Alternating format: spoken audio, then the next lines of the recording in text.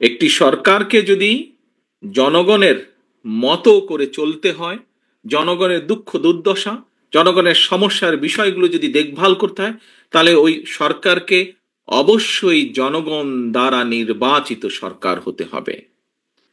আবারও আমি একটি কথা বলি, যে কোনো ব্যক্তি বলেন যে নির্বাচন হলেই কি সব সমস্যার সমাধান হয়ে যাবে? সাথে সাথে সব সমস্যার সমাধান হবে না, কিন্তু নির্বাচন হলে নির্বাচনের মাধ্যমে, জনগণের ভোটের মাধ্যমে, জনগণের রায়ের মাধ্যমে যেই দল বা যেই ব্যক্তি বা যারা দেশ পরিচালনার সুযোগ পাবে, তখন সমস্যার যে জট, সমস্যার যে গিট্টু, সেগুলো আস্তে আস্তে আস্তে খোলা ধরবে। কাজেই প্রিয় সহকর্মীবৃন্দ, আপনারা যারা আমাকে এখানে প্রশ্ন করেছেন, এই প্রশ্নগুলো শুধু যে আপনাদের প্রশ্ন তা নয়। আমি যে কোনোভাবেই দৃঢ়ভাবে বিশ্বাস করি, এই প্রশ্নগুলো শুধু আপনার না, এই প্রশ্নগুলো আপনার আশেপাশে, আপনার বন্ধু বান্ধব, আত্মীয় স্বজন, পরিচিত বহু মানুষের কিন্তু এই প্রশ্ন, এবং এই প্রশ্নের সমাধান একটি। আজকে আমরা একটি জিনিস খেয়াল করছি, যে সংস্কার সংস্কার সংস্কার সংস্কারের প্রস্তাব বিএনপি দেশের কাছে, দেশের মানুষের কাছে সবচাইতে আগে উপস্থাপন করেছে। ভিশন 2030 দেওয়ার মাধ্যমে দেশনেত্রী খালেদা জিয়া 2016 সালে এটা দিয়েছেন, এবং তারপরে এটিকে আবার পর্যালোচনা করে দেশের পরিবর্তিত পরিস্থিতির সাথে সামঞ্জস্যপূর্ণ করে আমরা 2.5 বছর আগে 31 দফা আবার উপস্থাপন করেছি।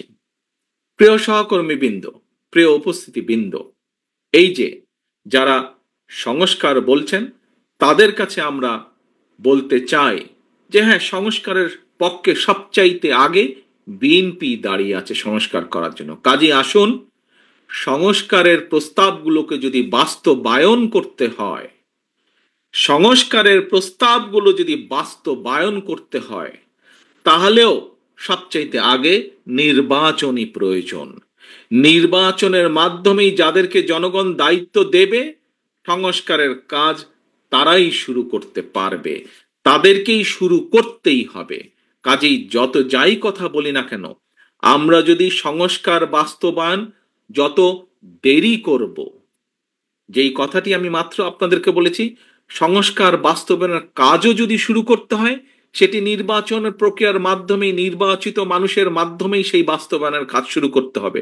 নির্বাচিত প্রতিনিধিদের মাধ্যমেই সংস্কার বাস্তবায়নের কাজ শুরু করতে হবে।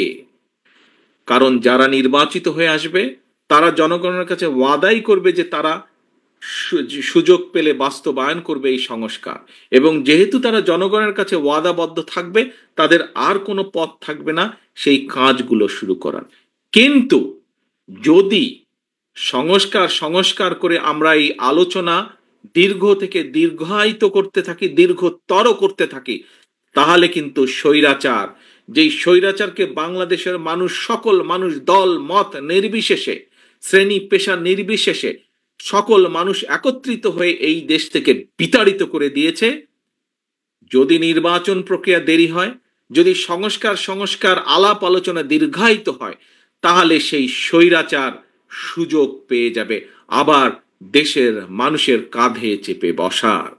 কাজেই যে সকল বিজ্ঞ ব্যক্তিবর্গ, সমাজের বিজ্ঞ ব্যক্তিবর্গ, সম্মানিত ব্যক্তিবর্গ যারা সংস্কারের কথা বলছেন, আপনাদের সকলের কাছে রাজনৈতিক দলের অবস্থান থেকে আপনাদের কাছে আহ্বান জানিয়ে বলতে চাই, সংস্কার বক্তব্য রেখে দয়া করে এই আলাপ দীর্ঘায়িত করবেন না। কারণ আপনারা আলাপ যত দীর্ঘায়িত করবেন, দেশ তত বেশি সংকটের মুখে পড়বে।